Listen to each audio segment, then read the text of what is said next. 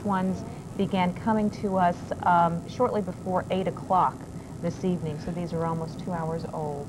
And this is an area between Pioneer Village and Interstate 65. Melissa, we've just been informed that they southbound 65, which you see here now. This is a live picture from Sky 11 of the interchange between 65 and Brooks Road. Southbound 65 has been shut down completely, and for whatever reason now you can see that it is completely backed up. And I would assume there was a tractor trailer rig that had turned over very close to this overpass, and there may be efforts underway now to right it and completely clear the road so traffic can return to normal. And in the meantime, yeah, they have shut down the southbound lanes completely, so traffic at a standstill. If you plan to head in this direction toward Bullitt County, please take an alternate route. I think that's a wrecker there underneath. Yeah, traffic is just a small byproduct tonight, though, of the devastation that's affected this area and the cleanup that's going to be going on for days. As you saw from that previous video from Sky 11, right after the storm occurred, there was very, very little movement. Now you can see, I think you can see that the truck is overturned just off the curb there, just off the shoulder, and actually maybe lodged up against the pillars there under this Brooks Road overpass at I-65, and the reason they blocked off the road is they're obviously going to have to stretch a wire, and a crane is going to have to pull it back upright before they can move this thing out. So this is just the beginning of clearing the way in southern Jefferson County and North Bullitt County before they really get down to the work of cleaning up what is now a major disaster. And our Jim Turner is on the phone with us now. Jim, where are you, and what can you tell us? Well, we're outside the Tanyard Springs subdivision. I think you were seeing that from Sky 11 a little earlier as I listened to the coverage, and they have blocked off the entrance to the what I believe is the southern or the eastern part of the subdivision. They're not letting anyone in. So as far as reports from how extensive the damage is on the ground, it's tough to say. What you saw from Sky 11 was probably the best indication of the damage there that we are going to get, at least for now, Melissa. It is very extensive. Jim, the people who are trying to get into the subdivision, do you get the sense that they realize the extent of the damage back there? No, I don't think most of the people out here realize it, because the power's out down here in a lot of the area, and they haven't seen the televised reports. In many cases, they haven't listened to reports, and they do not know, I don't think, just how extensive it is. They haven't seen those dramatic pictures from the air. Any idea if they'll be allowed in tonight at all, since it's so dark back there? We haven't talked to an official at this point yet. That's one thing we will try to do, and as soon as we know about when they may be able to get back in that area, we'll let you know. But given the extent of the damage, I would guess that it could be a while. Jim, do you have any idea what they're doing to determine whether or not there are people injured in there? Are they going house by house? Do you have any idea what they're doing? Well, just getting to this area on Preston Highway was difficult. There was so much traffic. So many people are out, it looks like, surveying the damage themselves. And that, as you know, causes serious problems for emergency vehicles trying to get to the area. We had one ambulance pass us on the way to this subdivision. We haven't seen it leave. It could have taken a different route because of the heavy traffic. But in the past half hour or so, we've only seen one ambulance rolling in this area with its lights on and moving as quickly as it could. So if that's any indication, and we don't know that it is, but if it is any indication, then if anyone was seriously hurt, then they have gotten them from here at this point. I know that you've been in disaster-type situations before, and you know how quickly those emergency vehicles can move if people need them. We're getting reports of very few and only minor injuries. Are you getting the feeling that very few people, we hope, luckily, were injured in this?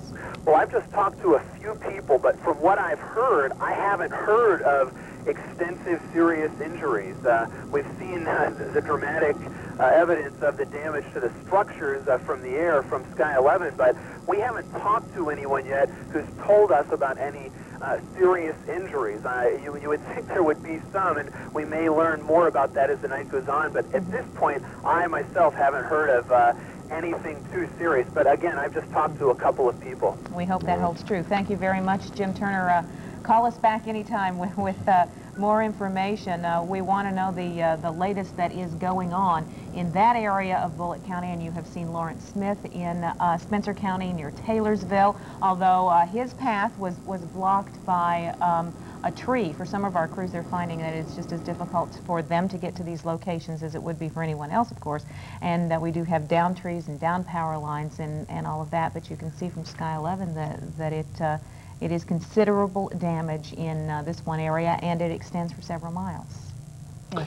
Let's go to, once again, to Sky 11, which is up over Preston Highway, we understand, and of course this is another major thoroughfare in the southern part of Jefferson County, and also stretching into Bullitt County. It goes past North Bullitt High School there.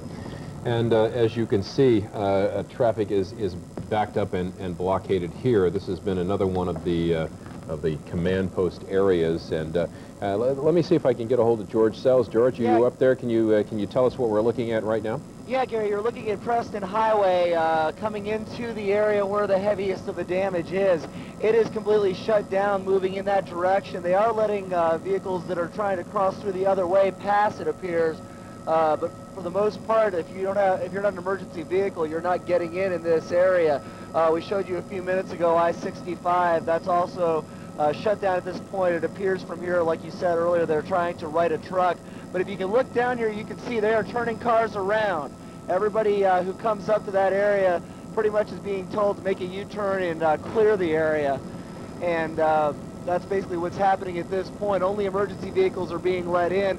It's kind of interesting, though, these subdivisions are shut off, but before it got dark, you couldn't really see it as it was hitting dusk, but people who were in those homes were out walking the streets, and it was a very eerie scene, seeing dozens upon dozens of people just kind of aimlessly walking up and down a couple of those streets. They seem to be in groups. I don't know if they've been cleared out of that since night has fallen or not, but you can see from here Preston Highway closed, trying to keep people out of this area as much as possible. That's the biggest problem that they're facing right now, is just keeping the scene clear, it appears, from up here. Gary? George, flying over the affected subdivisions that have been damaged, are you able to see emergency vehicles back in there now working? I know at first there was little or no movement of vehicles back into the damaged areas. Are they beginning to get back into the areas now? Have they opened those at least to their own emergency vehicles to get some work done? Yeah, Gary, it appears it's nothing we can really show. We can try maybe to spin around this way here and try to show photographer Paul Kaczarski, who has been giving you all these pictures all night long. Spinning around here, and you can see the flicker of light in the darkness at various locations. That's where you're seeing some emergency vehicles inside and milling around some now. Very few of them. But there's a kind of a smattering of emergency lights as you move through this area that is obviously very dark, out of power, of course, with all of this damage.